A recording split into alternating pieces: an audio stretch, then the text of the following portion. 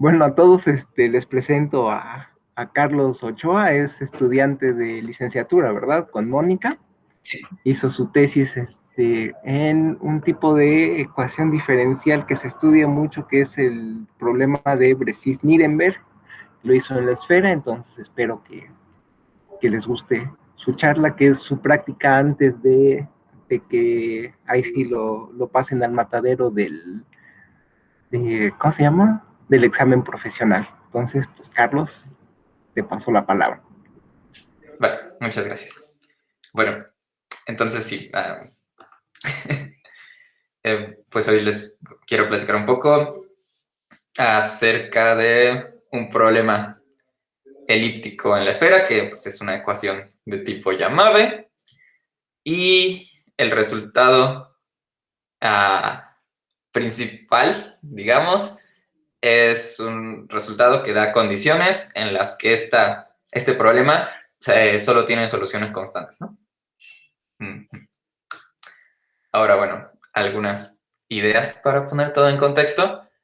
Pues podemos pensar en una variedad riemanniana, M, con una métrica G, y pues nos podríamos preguntar bajo qué condiciones es posible garantizar que existe otra métrica G barrita que es conforme a G y tal que la variedad M, G barrita tiene curvatura escalar constante, ¿no? Y bueno, pues en 1960 Yamave propuso una situación en la que se debía cumplir esto, ¿no? Y pues a mí se me hace interesante mencionar que alguien dice que él tenía en mente esto, o sea, que esto lo veía como un primer paso para poder probar la conjetura de Poincaré, ¿no? Y bueno, eso no tiene nada que ver con la plática, pero se me hace interesante. Y se me olvidó poner esa referencia, que de hecho yo he buscado más de eso y en el único, o sea, solo encontré eso en un lugar, que es un libro que se llama Lectures on Differential Geometry, de Yao y Richard Shane. Y bueno, ahí explican más o menos como cuál era la idea que tenía Yamave, ¿no? Para poder pasar de esto hacia la conjetura de Poincaré. Pero bueno. Y bueno, sí, entonces lo que propuso Yamave era que si tenías una variedad riemanniana M con una métrica G compacta de dimensión mayor que 3, entonces M posee una métrica riemanniana con curvatura escalar constante que además es conforme a G.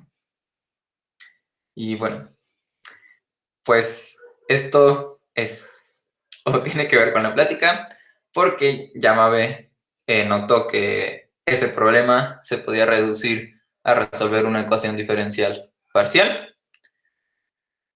Y bueno, él no pudo demostrar el resultado porque hay algunos problemas, porque la ecuación que obtienes es una ecuación de exponente crítico y eso evita o si causa problemas cuando quieres utilizar métodos variacionales, ¿no? Porque no puedes garantizar que, o no solo no puedes garantizar, cierto encaje entre espacios de funciones no es compacto y eso hace que sea un poco problemático encontrar mínimos, ¿no?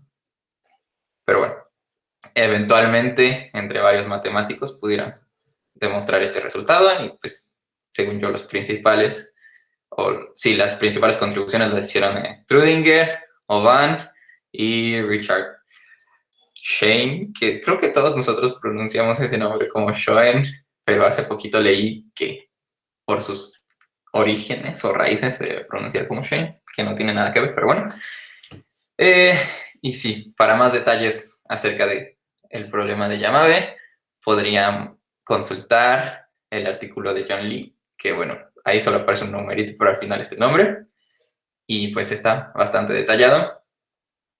Y de hecho me parece que él da una prueba que es un poco distinta a la que dio Richard Shane y que no usa un teorema muy pesado, que es el teorema de la positividad de la masa, que además, de hecho, creo que todavía no saben cómo demostrar en todos los casos en los que lo usaban. Así que sí, supongo que eso también es importante mencionar. Ajá. Y bueno, en el caso de la esfera con la métrica usual, el problema de Yamabe es el siguiente, ¿no? Es esa ecuación que está ahí, donde el triangulito, perdón, delta G pues es el operador de Laplace Beltrami, y el término que acompaña a U, que es n por n menos 2 sobre 4, pues tiene que ver con la curvatura escalar, ¿no? Ahí el 2 asterisco, pues es el exponente crítico de Sobolev. Y sí. Y aquí acabo de notar que cometí un error, porque no debería estar ese lambda ahí abajo. Pero... Ajá. Ahora, desde el punto de vista de las ecuaciones diferenciales parciales, pues una pregunta interesante sería, ¿qué pasa con el problema anterior? Si ustedes pueden ver la manita o no. Sí, se ve. Sí, sí. Ok. Sí. Si cambiamos el n por n menos 2 sobre 4 por algún otro coeficiente, ¿no? Y, en 2006, Bersis, que tampoco sé cómo se pronuncia su nombre, y Lee, publicaron un artículo donde demuestran que ciertos problemas, ciertas ecuaciones diferenciales parciales en variedades riemannianas siempre tienen soluciones constantes, ¿no? Y en particular, demostraron esto, ¿no? O sea, bueno, en su artículo no viene explícitamente este resultado. Esto es algo que es un corolario, se podría decir, de lo que ellos demostraron, ¿no? Y esto es como el resultado principal de mi tesis. Entonces, si consideramos un lambda que sea menor que n por n menos 2 sobre 4 y una función u que sea de clase C2 en la esfera y que sea solución de este problema, entonces uno puede garantizar que u es constante. Bueno, ahora, la estrategia para resolver el problema es la estrategia que ellos siguieron y que yo sigo para resolver el problema es interpretar o traducir la ecuación a una ecuación sobre Rn, ¿no? Y esto pues lo haces componiendo o precomponiendo la función con el inverso de la proyección estereográfica. Y luego, una vez que hiciste eso, pues aplicas resultados de simetría, ¿no? O sea, demuestras que esa nueva función debe ser radialmente simétrica. Y como esto lo puedes hacer para cualquier punto en la esfera, es decir, desde cualquier punto en la esfera puedes proyectar hacia Rn con la proyección estereográfica, entonces el que la solución proyectada sea radialmente simétrica implica que una vez que regresas a la esfera, la solución es constante en los paralelos, ¿no? Que son como las n-1 esferas dentro de la esfera Sn, ¿no? Y pues eso garantiza que la solución debe ser constante. Entonces, bueno, pues sí, ¿no? La plática pues, la dividí en 3 partes. En la primera parte quisiera hablar de un resultado de simetría, no en todo Rn, sino en la bola, porque pues resulta que la prueba de estos resultados es un poco delicada. Y en mi tesis, pues como para ilustrar las ideas principales, solo demuestro un resultado de simetría en la bola, que es un dominio acotado y pues es mucho más fácil trabajar ahí, ¿no? Después, pues hablaré un poco de cómo trasladar el problema de la esfera a Rn y pues finalmente diré algunas, pues sí, qué es lo que hay que hacer ahí una vez que ya está traducido el problema para poder resolverlo, ¿no? Ok, entonces, bueno, pues los resultados de simetría, al menos los que yo conozco, los empezaron a popularizar Guidasny y Nirenberg en 2 artículos, aunque aquí solo cito uno de ellos, donde en este artículo ellos demostraron, pues sí dieron condiciones bajo las cuales uno puede garantizar que una solución en una bola es radialmente simétrica.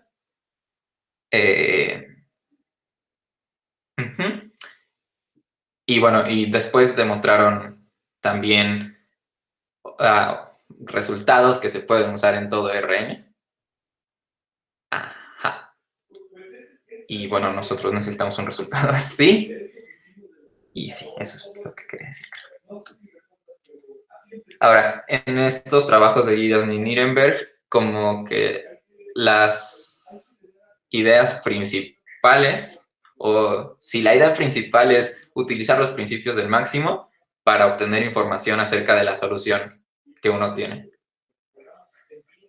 Sobre todo, los usan para poder aplicar un método que se conoce como el método de los planos móviles y que es una técnica que, según yo, quien lo utilizó por primera vez fue Alexandrov para estudiar superficies de curvatura media constante, y que más tarde Serrin, tampoco sé cómo se pronuncia su nombre porque hace poco me enteré que no era francés, pero bueno, Serrin la adaptó a las ecuaciones diferenciales parciales para utilizarla en la solución de lo que se conoce como el problema determinado de Serrin, ¿no? Y pues sí, entonces voy a hablar un poco de los principios del máximo que utilizo, que no son como las versiones más clásicas, de hecho. Y sí, tanto los principios del máximo que utilizo como el resultado de simetría del que voy a hablar después está en este libro de otro nombre que no sé pronunciar, y Pachela. Que sí, es un libro muy interesante, creo, y bonito, pero bueno. Ajá, ahí pues digo en qué secciones estamos. Los resultados. Y bueno, de hecho, a mí no me interesan como tal los principios del máximo, sino unos corolarios de estos, que son los principios de comparación, ¿no? Porque al final la demostración del resultado de simetría se reduce a comparar funciones de una manera que ahorita voy a platicar. Y pues sí. No, entonces, bueno, uno de los principios que utiliza es el principio débil del máximo en dominios pequeños, que si no suponemos que tenemos un dominio en Rn y que tenemos una constante mayor que 0 y una función que está en el infinito y que cuya norma está acotada por la constante, y entonces si se cumple esto podemos garantizar que existe un delta mayor que 0 que depende de la constante, tal que se cumple lo siguiente, ¿no? Si nosotros tenemos un subdominio del dominio omega y tenemos una función que está en H1, donde H1 es el espacio de Sobolev, las funciones que son L2 y tienen derivada suave que sea L2, ¿no? Y además esa función es continua hasta la frontera de omega prima. Entonces, si el conjunto o el subconjunto de omega prima donde la función es estrictamente mayor a 0 tiene medida menor que delta, y además la función satisface esto de aquí, pues uno puede garantizar que la función es menor o igual a 0 en todo omega prima, ¿no? Es decir, si uno, aquí no estoy seguro si es el término correcto, pero si V es una subsolución, se dice, del problema en omega prima. Sí, es subsolución. Ajá. Y además sabes que V es menor o igual a 0 sobre la frontera de omega prima, entonces puedes garantizar que V es menor o igual a 0 en el interior de omega prima, ¿no? Ajá. Y bueno, aquí aquí sí hay problemas con qué significa el menor o igual, ¿no? Porque es en el sentido débil. No sabes que tu función sea C2, ¿no? Entonces no puedes sacarle la Laplaciano. Ajá. Pero no hay problema con que B sea menor o igual a 0, ¿no? Esto es en el sentido usual, no necesitas hablar de la traza, pues. Ajá. Ok. Y bueno, y como un corolario de esto, uno puede obtener una manera de comparar funciones, ¿no? Pues aquí las hipótesis son similares, igual necesitas que el dominio donde quieres comparar tus funciones, es decir, omega prima, cumpla que tú sepas que el lugar o el conjunto donde una función es estrictamente mayor que la otra, intersección ese dominio, sea suficientemente pequeño. Y luego la función, una de ellas pues tiene que ser una subsolución de un problema y la otra una subsolución. Y si sabes entonces que sobre la frontera una es menor o igual que la otra, puedes garantizar que en todo el interior del dominio una es menor o igual que la otra. Ajá. Ok. Y luego, bueno, pues los resultados anteriores son, es que no quiero decir local, porque no es que sean locales, ¿no? Pero no encontré una mejor palabra para describirlo. Pero sí, o sea, para aplicarlos y poder comparar las funciones necesitas garantizar que cierto conjunto tenga medida lo suficientemente pequeña, ¿no? Y en particular, si todo omega prima tiene medida pequeña, pues puedes usar el resultado, ¿no? Y bueno, en la demostración del resultado de simetría, en uno de los pasos del método de los planos móviles, necesitamos resultados que funcionen para un dominio más grande, ¿no?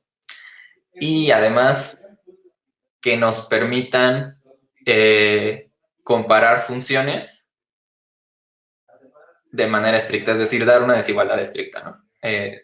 Pasar de una desigualdad, saber que en el interior del dominio se cumple que una función es menor o igual que la otra, y a partir de eso concluir que o son iguales o son distintas, o una es estrictamente menor que la otra en todo el dominio, ¿no?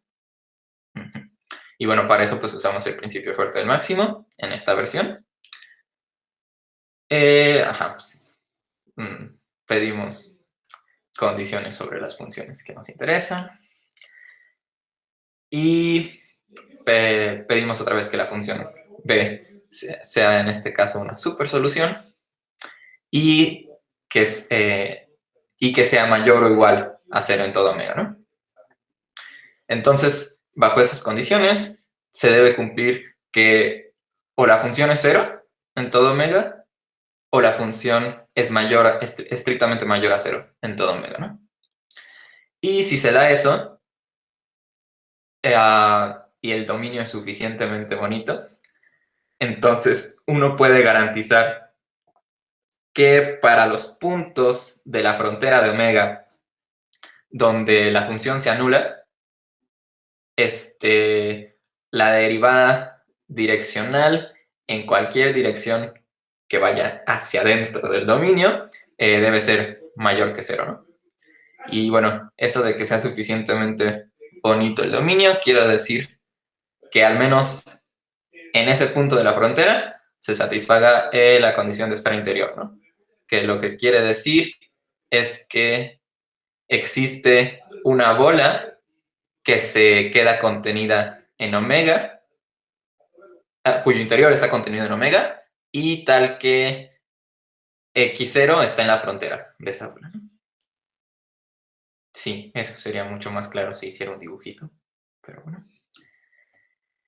Ajá.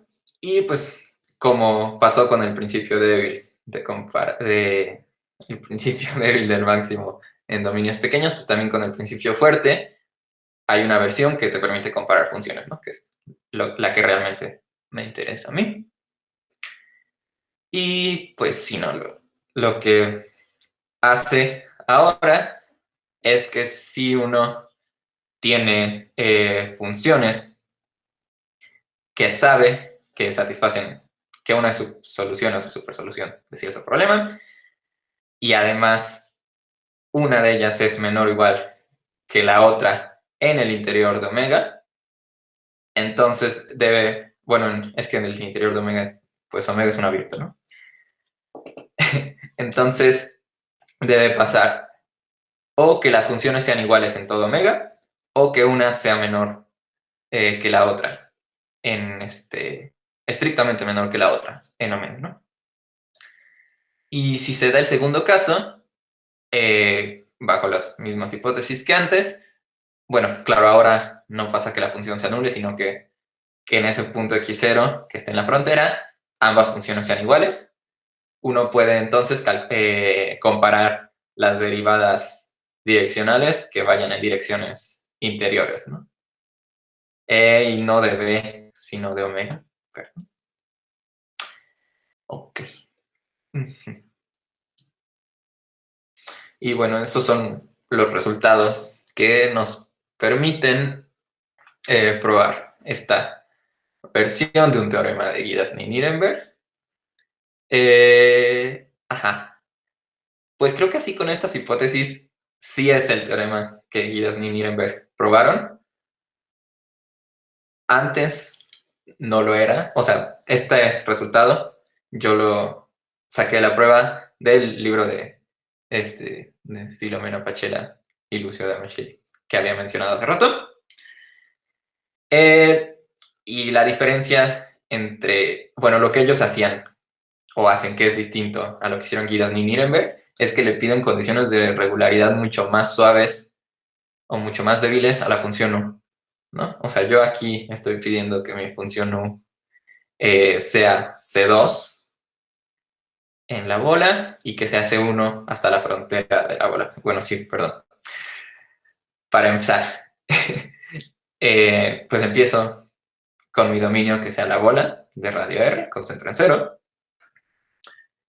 Y pues quiero ver que cierto problema en la bola, que para cierto problema en la bola, si una función es solución, entonces debe ser radialmente simétrica, ¿no? Con respecto al origen, en este caso. Ajá. Y bueno, entonces, para hacer esto, pues yo pido que mi solución satisfaga ciertas condiciones de regularidad, ¿no? En particular que sea C2 en el interior de la bola y C1 hasta la frontera de la bola, ¿no?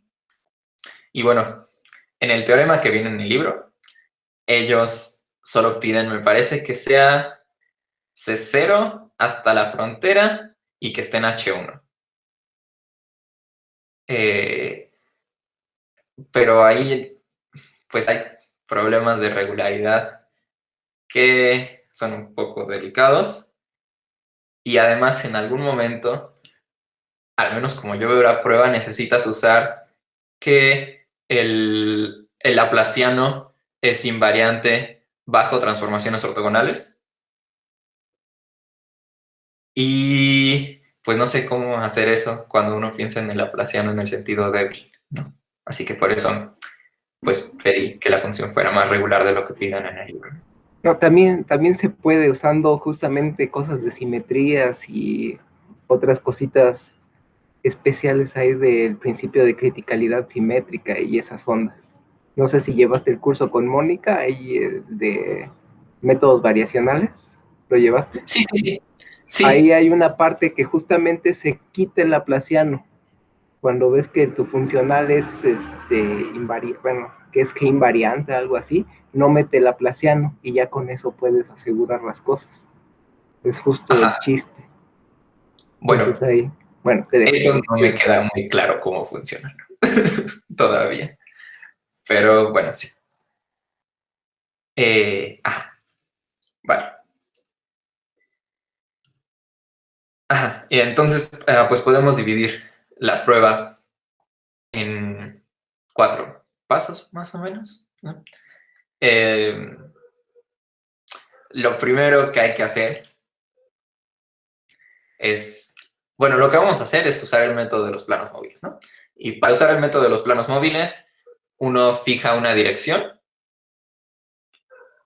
y se fija en todos los hiperplanos que son ortogonales a esa dirección, ¿no?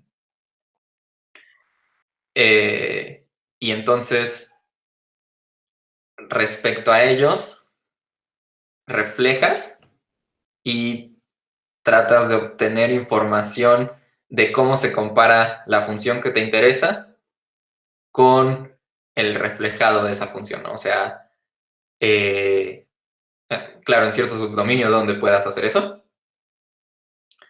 Y con el reflejado de la función quiero decir, reflejas el dominio donde vas a estudiar a la función y luego ahí evalúas otra vez la función, ¿no? Y bueno, eso es básicamente lo que defino aquí, ¿no? La dirección que fijo para hacer las cosas más sencillas es la dirección del vector canónico, del primer vector canónico, ¿no? O sea, me fijo en los hiperplanos cuya coordenada x1 es constante, ¿no? Y bueno, esto primero lo hago para todos los lambdas que están entre 0 y menos r, donde r pues, es el radio de la bola donde estoy estudiando el problema, ¿no? Entonces, h lambda son los hiperplanos. B lambda es la parte de la bola que se queda como a la izquierda del hiperplano, aunque pues eso tal vez no tiene mucho sentido. Ajá, es decir, donde son los puntos en la bola cuya coordenada x1 es menor que lambda, ¿no? Y C lambda es la imagen de B lambda bajo la reflexión sobre el hiperplano H lambda, ¿no? Bueno, X lambda pues es justamente esa reflexión. Y U lambda es la función U evaluada en X lambda, ¿no? Que estas justamente las que yo voy a comparar son la función U y U lambda en los B lambdas, ¿no? Ok, y bueno, aquí hay un dibujito, que este no es el que pongo en mi tesis, pero como tiene colores, se me hace más claro. Pero bueno, aquí las letras están horribles, ¿no? Ajá. Entonces, la parte azul es B lambda, la rayita negra pues es el hiperplano sobre el que reflejo, y la parte roja es el lambda, ¿no? Y pues justamente uno se fija en B lambdas y solo ahí hace lo de evaluar U lambda para poder garantizar que realmente se puede evaluar U en el reflejado de los puntos X, ¿no? Es decir, que el reflejado sí se quede dentro de la bola, pues. Ok. Bueno, entonces, una vez que uno define esos conceptos, pues usando el principio débil de comparación en dominios pequeños, uno puede demostrar que existe un alfa tal que para cualquier lambda entre menos r y menos r más alfa, se da esta desigualdad de aquí, ¿no? Es decir, evaluar u en un punto de b lambda es menor o igual que evaluarlo en su reflejado, ¿no? Y pues hacer esto es como empezar el método de los planos móviles, ¿no? Porque eso te permite garantizar que este supremo que defino aquí abajo está bien definido, ¿no? Es decir, que este conjunto no es vacío, pues. O sea, que si existen lambdas tales que para cualquier mu entre menos r y el lambda y ese lambda, se da la desigualdad u es menor o igual que un mu en b mu, ¿no? Y bueno, esto es justo lo que es complicado hacer cuando el dominio no es acotado.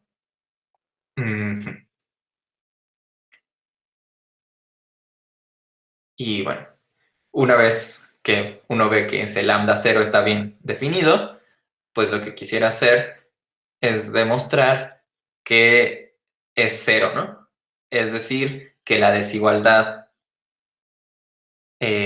sí, que U es menor o igual a U lambda en B lambda para todo lambda entre menos R y 0, ¿no? Y pues eso lo hace uno combinando los principios de comparación. Una vez que ya tienes la desigualdad para algún lambda, obtienes la desigualdad estricta usando el principio de comparación fuerte, y luego con el principio débil como que vuelves a empujar un poquito más allá, ¿no? Y pues eso garantiza que lambda 0 debe ser 0. Y bueno, una vez que uno hace eso, pues uno puede concluir la desigualdad estricta entre U y U lambda en B lambda, ¿no? Para todo lambda entre menos R y 0. Y además, como usamos el principio fuerte de comparación, también puede uno garantizar que la derivada parcial en la dirección, sí, que la primera derivada parcial de U es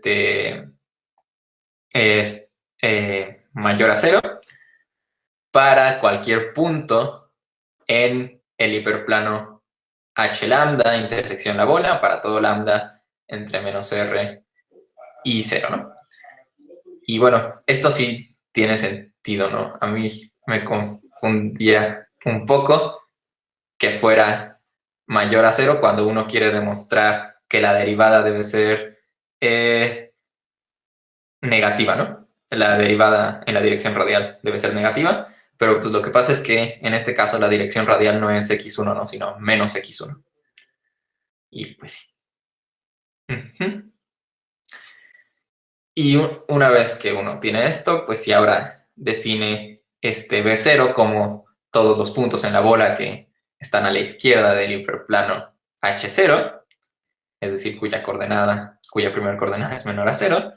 Entonces, por continuidad, puede concluir que la función en B0, que U debe ser menor o igual que U0 en B0. Y pues el siguiente paso es hacer lo mismo, pero ahora para los hiperplanos que están determinados por un lambda que está entre 0 y R, ¿no? Ajá. Bueno, esencialmente la misma idea. Y una vez que uno lleva a cabo este procedimiento, pues concluye que U debe ser menor, que U lambda en B lambda para todo lambda entre 0 y R, y además obtiene esta desigualdad para la para la primera derivada parcial, ¿no? Que lo que dice ahora sí es que para los puntos en B, o sea, para los puntos que están a la izquierda del hiperplano dado por x1 igual a 0, la derivada parcial sí es negativa, ¿no? Ajá. Y bueno, y cuando uno hace esto, o sea, juntando esto con lo que había hecho antes, pues puede uno concluir que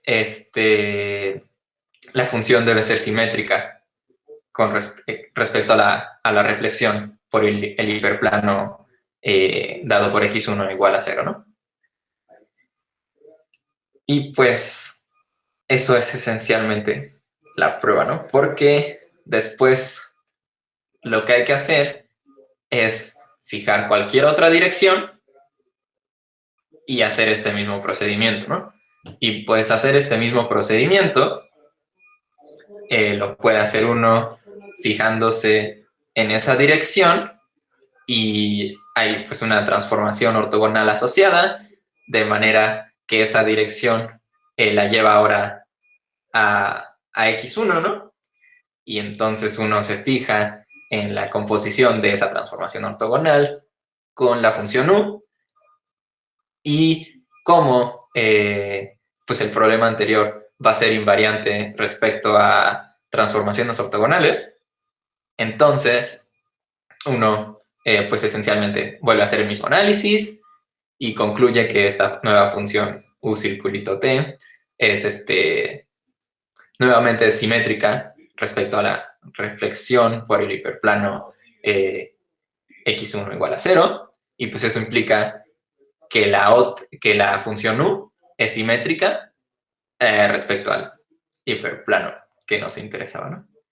Y una vez que uno demuestra que una función es simétrica respecto a la reflexión por cualquier hiperplano que pase por el origen, pues ya puede concluir que la función es radialmente simétrica. Y ahora, pues después yo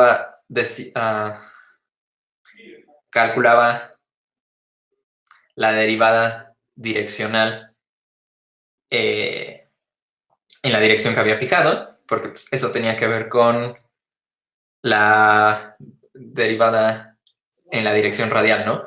Pero estaba pensando que una vez que ya sé que la función es radialmente simétrica, basta con que yo tenga ese resultado para la primer parcial, ¿no? No sé si están de acuerdo con eso. No sé ni siquiera si me haya explicado. Pero sí, eso es algo que A ver, otra vez, ¿cómo estuvo eso? Sí. O sea, yo ya sé que la función u es radialmente simétrica, ¿no? Y además, yo sé que la primer parcial es mayor a 0 cuando uno está a la izquierda de la bola y es menor a 0 cuando uno está a la derecha de la bola, ¿no? Y según yo, eso ya es suficiente para concluir que la derivada en la dirección radial de la función u debe ser negativa. Porque pues en las otras direcciones, sí, vamos, cuando uno quiera calcular esa derivada, basta con conocer la derivada en una de las en la dirección x1, ¿no? ¿Sí, sí me explico? Sí, sí, sí. Es que no veo una partecita de por qué tendría que ser negativa en todo, pero síguele, tú síguele. Ok. Y bueno, ahora lo que quisiera hacer es trasladar, pues y traducir el problema, ¿no? De la esfera a Rn, ¿no? O platicar cómo hacer eso. Y bueno, pues aquí nada más recuerdo cuál era el problema que nos interesaba. Ajá. Y pues para hacer esto de traducir el problema necesito pues recordar qué es el operador de Laplace-Beltrami, ¿no? Y bueno, para eso pues hay que recordar qué es la divergencia, ¿no? Si uno tiene una variedad riemanniana y tiene dos campos vectoriales en la variedad riemanniana y nabla pues, representa la conexión riemanniana asociada a la métrica G, la divergencia del campo vectorial X, a la que denotamos así, se define como la traza de la función lineal que a este campo vectorial lo manda a derivar X en la dirección Y, ¿no? Y pues uno puede ver que si uno tiene una carta, ¿no? Entonces en esas coordenadas locales la divergencia tiene esta expresión. Ajá. Y bueno, para hacer esa prueba, uno, o al menos la manera en la que yo la hice, necesitas usar esta fórmula que es la fórmula de Jacobi, o Jacobi, que te dice cómo se ve la derivada del determinante en una matriz, ¿no? Invertible, claro. Y pues a mí bueno, a mí lo que se me hace interesante de esta prueba es que en algún momento necesitas decir cómo se ve el determinante de la identidad más epsilon por otra matriz T, ¿no? Si epsilon es suficientemente pequeño, uno puede garantizar que... No. Ay. Perdón. Eso no me importa ahorita. Perdón. Bueno, entonces uno necesita como dar una expansión de esto, de manera que pueda calcular un límite, ¿no?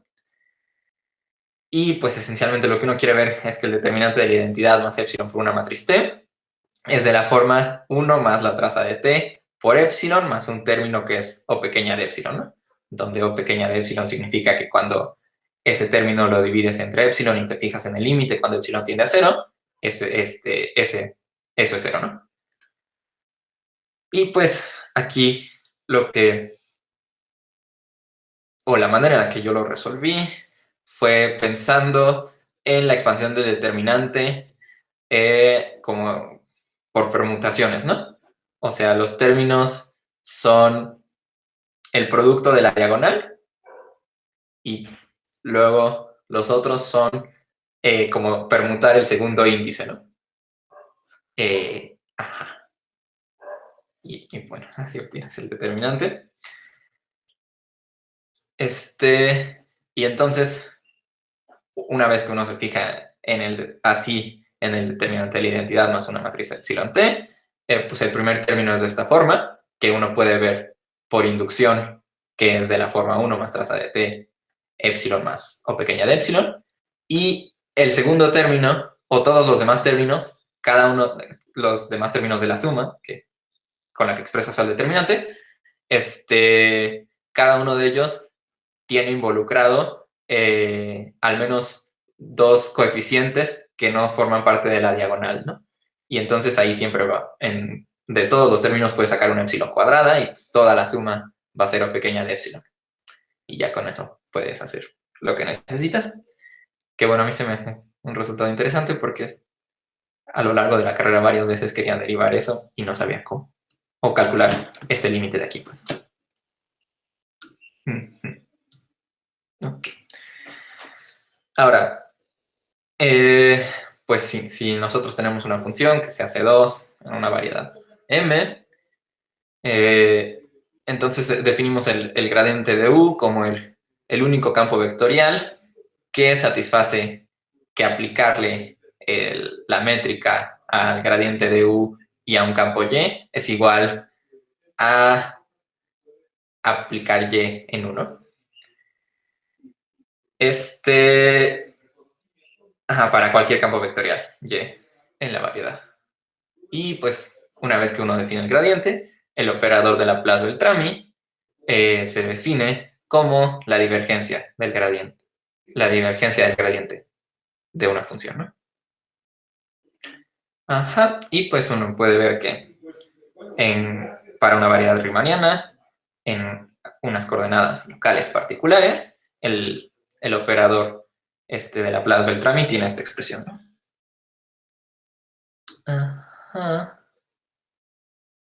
Y bueno, ahora lo que nosotros queremos, o lo que yo quiero hacer, es pues calcular cómo se ve el operador de Laplace-Beltrami en las coordenadas locales dadas por la inversa de la proyección estereográfica, ¿no?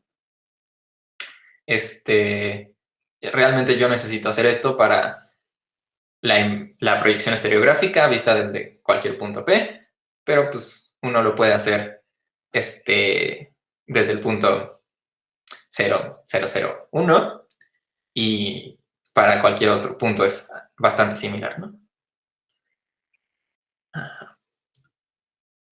Vale. Entonces, pues, el problema que obtengo del problema original en SN es el siguiente, ¿no? Es este de aquí, donde realmente no solo, o sea, la solución no solo va a ser la inversa de la proyección estereográfica compuesta con 1, sino que además hay ahí una función extra, que es esta de aquí.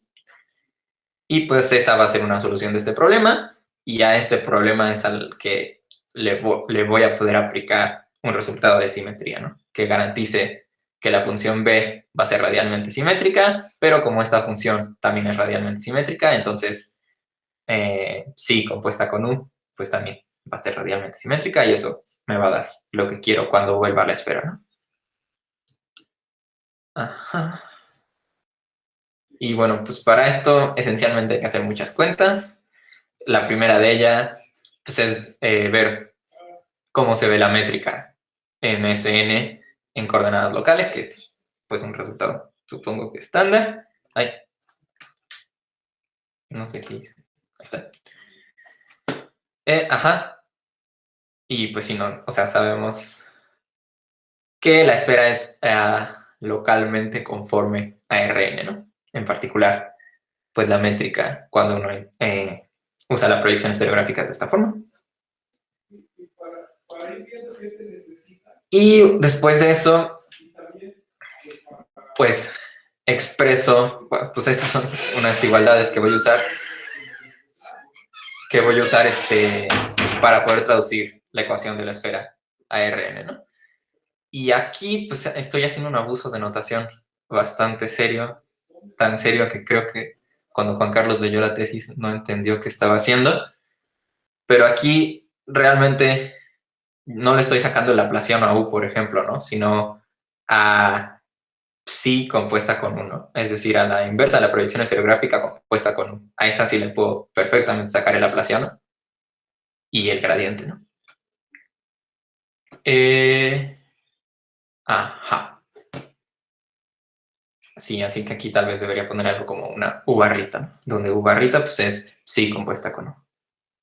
Ándale, así queda más clarito luego. Y sí, bueno, y esas son cuentas y cuentas. Y una vez que uno hace esas cuentas, pues ya puede demostrar este de aquí, ¿no? Solo empiezas de este lado y vas sustituyendo. O sea, empiezas con esto. Y vas sustituyendo las identidades que demostraste. Y pues, ya nada más uno concluiría para ver que la función b sí debe ser mayor a 0, pues basta con notar que tanto la función esta psi que define... Ay, no, ¿esta qué letra es? Este es z, ¿verdad? Pues no sé. Yo tampoco me la sé nunca cuál es cuál. O sea, cuál es cuál, tú sí te la Esta sabes. sí. Pero bueno, que tanto esta como esta son mayores a 0, ¿no? Y pues entonces uno obtiene que V es una solución del problema que nos interesa. Ajá. Y bueno, pues ahora sí, supongo que tengo que hablar de cuál es el resultado de simetría que voy a usar, o que uso en la tesis. Ajá. Sí, ¿no? Aquí lo que digo es esto que ya comenté antes de que ver que las soluciones en el problema de Rn son radialmente simétricas implica que al regresar a la esfera la solución es constante en las n-1 esferas paralelas, ¿no? Sí, bueno. Y bueno, entonces, para ver que la solución al problema traducido es constante, perdón, es radialmente simétrica, usé este resultado de Jin Lee y Xu, me imagino que se pronuncia. Que sí tiene aquí una condición horrible, ¿no? O sea, que debe satisfacer la función f del problema que estás analizando.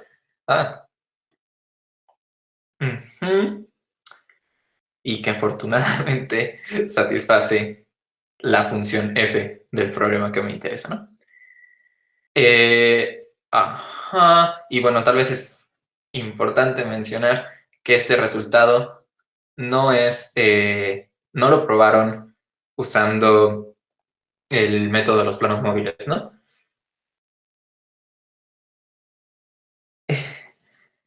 Sino que lo probaron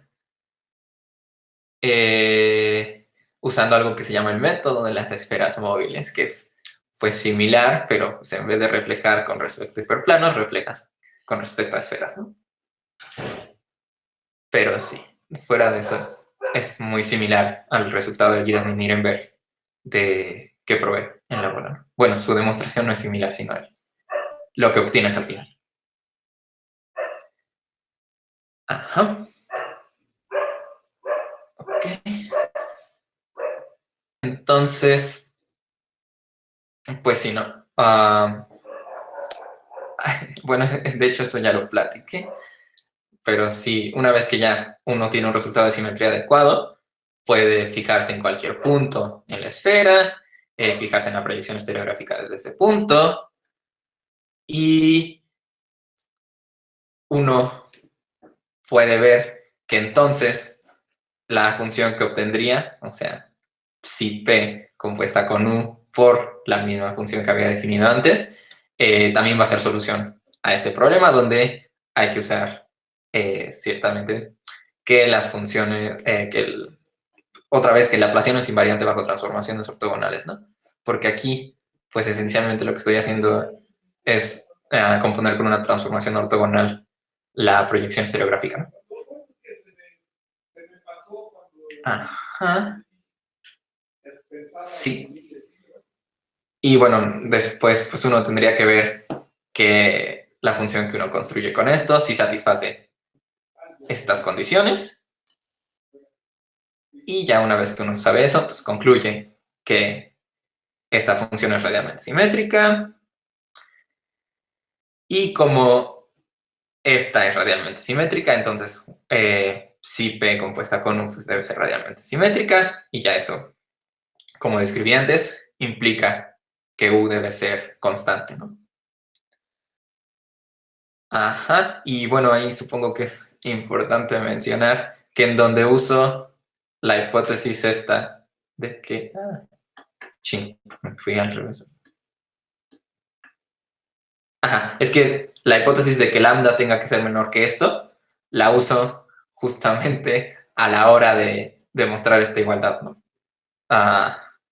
Que bueno, ahí pues no es entonces tan convincente que sea una hipótesis necesaria, pero pues por lo que han demostrado otras personas, sí, según yo sí es una hipótesis necesaria. Ajá. Y sí, vale. Y pues ya como un corolario de eso, uno obtiene que la única solución es la función constante lambda a la 1/2 estrella menos 2. Eso sí, solo hacer un despeje. Y sí. Y bueno, ahora uno podría preguntarse qué pasa si lambda toma otros valores, ¿no?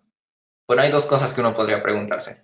¿Qué pasa si en vez de que aquí aparezca 2 estrella menos 2, aparece otra cosa? ¿Y qué pasa si lambda toma otros valores, ¿no? La fácil de contestar es cuando lambda es igual a n por n menos 2/4, entonces la ecuación corresponde al problema de Yamabe. Y pues en ese caso sabemos que hay una infinidad de soluciones positivas, no constantes, ¿no? Cuando lambda es mayor que n por n menos 2/4, según yo, por lo que platiqué con Mónica, bueno, Mónica y Juan Carlos, en un artículo que no cito aquí, demostraron que debe haber una infinidad de soluciones y que además la solución constante no es de energía mínima. Y bueno, no quise hablar de eso, no quise ponerlo aquí, porque usan ciertas cosas que no sé demostrar, no usan que cierto operador, o piden que cierto operador sea, ¿cómo se dice? ¿Se dice coercivo en español? Sí, coercivo. Ajá, y bueno, no sé cómo garantizar eso, ¿no? Pero sí, pues Eso nada creo más que eso. con que la función que tengas de tu potencial sea positiva, ya la haces. Eso que sea Bueno, coercivo significa que si tú defines la norma de Sobolev usando ese potencial, te va a dar una norma equivalente a la usual. Eso es que sea coercivo. Así es más bueno, eso fácil. no. Pero sí. Y bueno, y la otra cosa que puede uno hacer es cambiar este exponente de aquí por un exponente arbitrario. Y pues de eso hablan bastante en el artículo de donde yo saqué estas ideas, ¿no? Pero sí. Y ahí creo que en varios casos, o sea, depende de cómo se compare lambda al nuevo exponente p. Y sí, eso es más o menos lo que puedo decir, ¿no? Y pues creo que esto sería todo. Muchas gracias. Pues aquí al final. No, pues gracias a ti, Carlos, está bastante bien tu exposición y tu tesis está súper bien escrita. Entonces, tienes las ideas bastante claras. Entonces, si tienen alguna pregunta, yo ahorita te torturo yo. ¿Por alguna pregunta que tengan?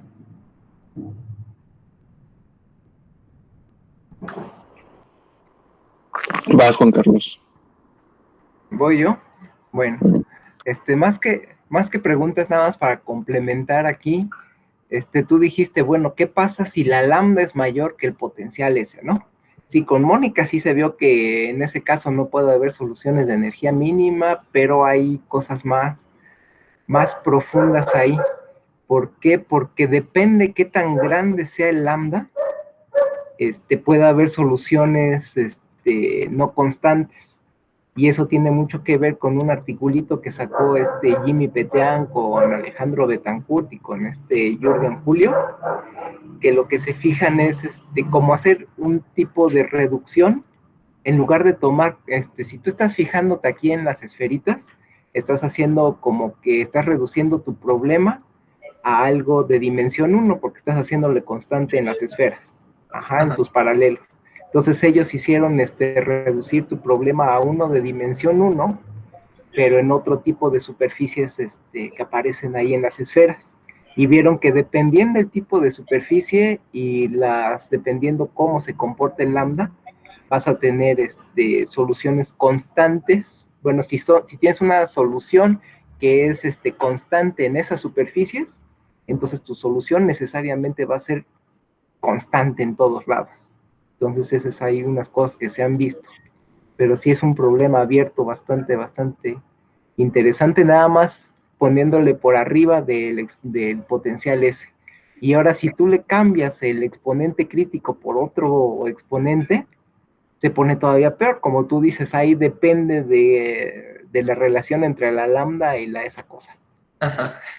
Nada más que el problema es que si tú cambias el exponente crítico, le cambias por un exponente P arbitrario, ya no puedes traducir tu problema a Rn. Toda la geometría se pierde ahí. Entonces tienes que trabajar directo en la esfera. Ya no puedes echarle la culpa a Rn. Sí, de hecho creo que eso lo mencionan en el artículo de Bresci-Silly, que cuando ves distinto ya no lo puedes traducir así.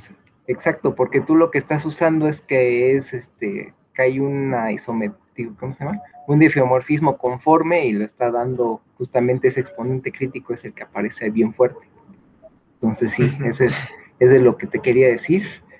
Y bueno, ¿alguna duda, pregunta, comentario? Pues creo que ya hice mis preguntas, pero... No, es más bien que los demás pregunten. Raquel, ándale, tú me prometiste que le ibas a preguntar muchas cosas. Ahora le preguntas. Pero todo estuvo bien. Sí, expone muy bien.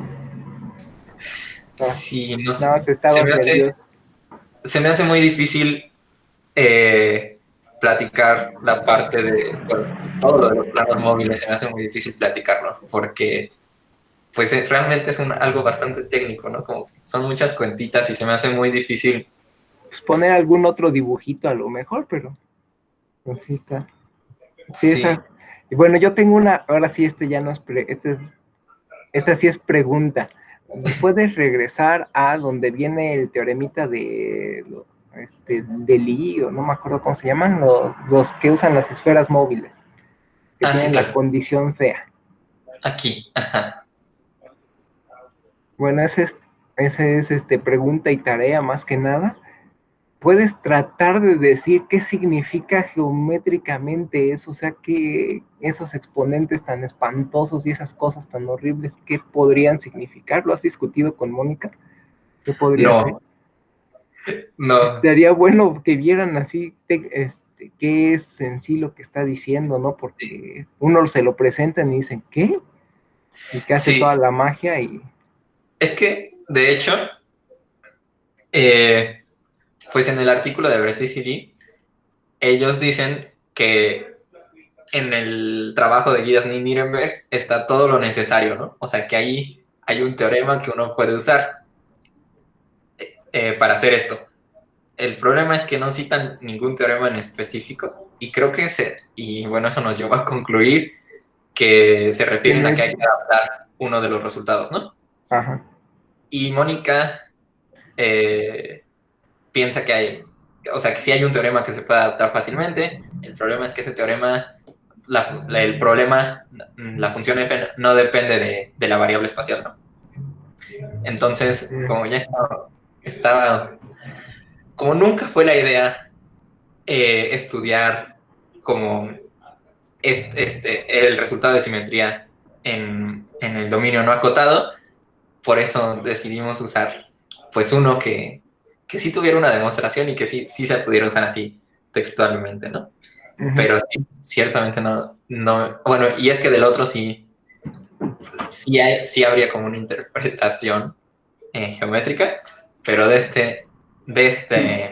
esta desigualdad aquí sí realmente no lo había pensado. Y ese resultado es bien bonito, ¿no? Porque te está diciendo que la geometría determina las soluciones, ¿no? No importa qué solución tenga, tiene que ser radialmente simétrica. Sí. Eso es algo muy bonito y está simpático ese resultado. Bueno, el de decir, ¿cómo se llama? Guidasny-Nirenberg, que fue el original, también. Sí. Sí, pues sí. Sí, es muy interesante.